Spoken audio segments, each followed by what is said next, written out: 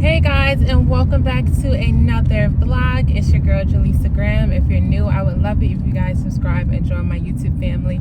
And if you're returning, hey, you know I love and appreciate you, and I love that you guys. Sorry, I'm like driving through this.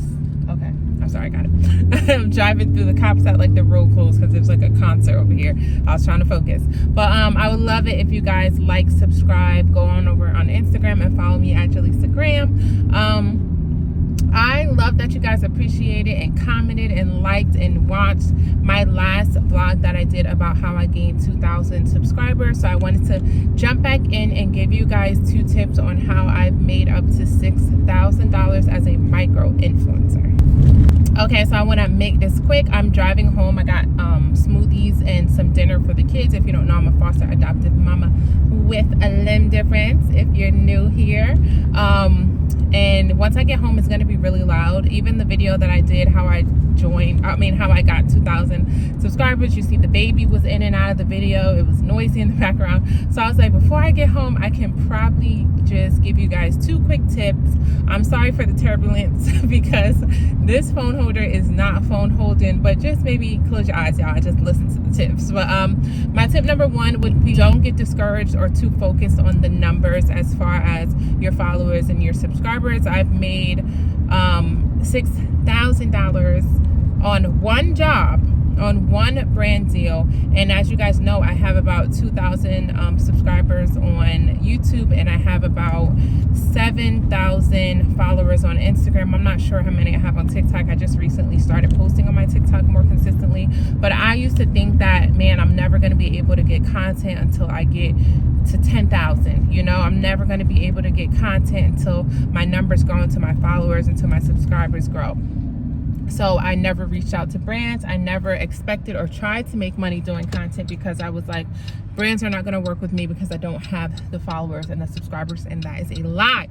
Do not sit around and wait and just focus on growing your following, get people to subscribe, getting people to follow you. Obviously, that is a goal of mine. I would love to get to 10,000 on Instagram this year, and to grow my following to 5,000 on YouTube this year. But I'm so glad that I didn't sit around and wait for that to happen before I went out and tried to approach brands and tried to get deals with them and work with them.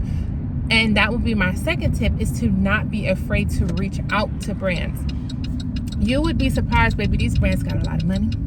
These brands got a lot of product. And one thing I learned is that you'd be surprised at how many times a brand, like I would just reach out to a brand that has like 200,000 followers on Instagram, 500,000 followers on Instagram, and I would write them a little DM, go in their DM, you know the saying, get in their DMs, and how many times they would respond to me and say, okay, yes, we would like to work with you. With my little 7,000 followers on Instagram, they still agreed to work with me. So an example of what I do when I do reach out to brands is I say, hey, I introduce myself in their DMs. I say, my name is Jaleesa Graham. I'm a foster adoptive mama, blah, blah, blah. I have a limb difference. I also reach out to brands that make sense to who I am. For example, I have kids. I'm a foster adoptive mom. I reach out to brands and places that fit that. So, for example, I've worked a lot with amusement parks. I'll give you an example of like Six Flags, Sesame Place, water parks, hotels, because those are things that as a family we would do anyway. And if I can go for free and get paid to go and have my kids experience that and make content and make a reel for them, let's do it. Okay, so I pick selectively what brands I reach out to. I don't reach out to, I'm trying to think of a random thing that just wouldn't make sense for me. Like I wouldn't reach out to a pet company because I have no pets. You guys get what I'm saying. So I also reach out to skincare brands, skincare products, because I also model and I care about my skincare. So I'll reach out and I'll say, hey guys, you know, for example, say if it's an amusement park, say if it's an aquarium, because we recently did a job with an aquarium.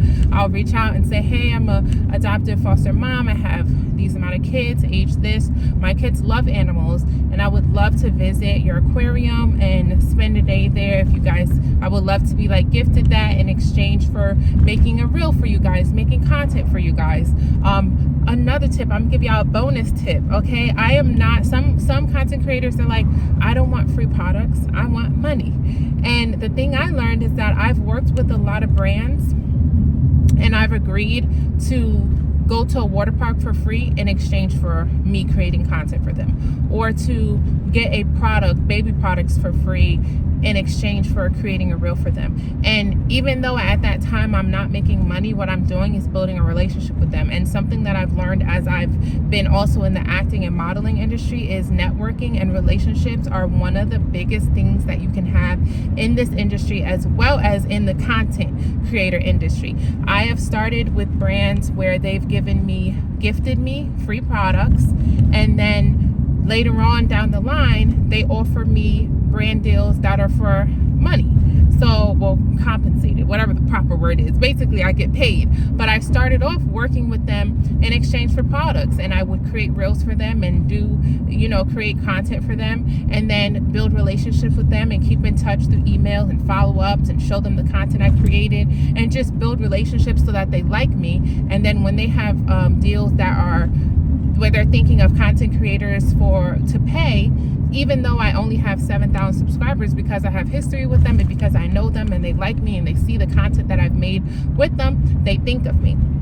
The first modeling job that I ever did in Los Angeles, where I was flown out to LA, and I was flown out first class.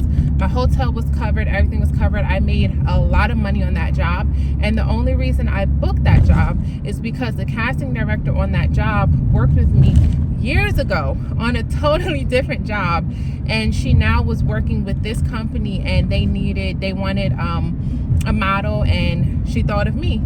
And that's how, honestly, this whole world works, is when people like you, they will go out of their way and make exceptions for you. I have a lot of times where I have kids, so I reach out to little water parks and amusement parks in the area, and a lot of the times I reach out to them and they're like, hey, we usually only work with content creators that have 10,000 followers, or you don't meet the requirements.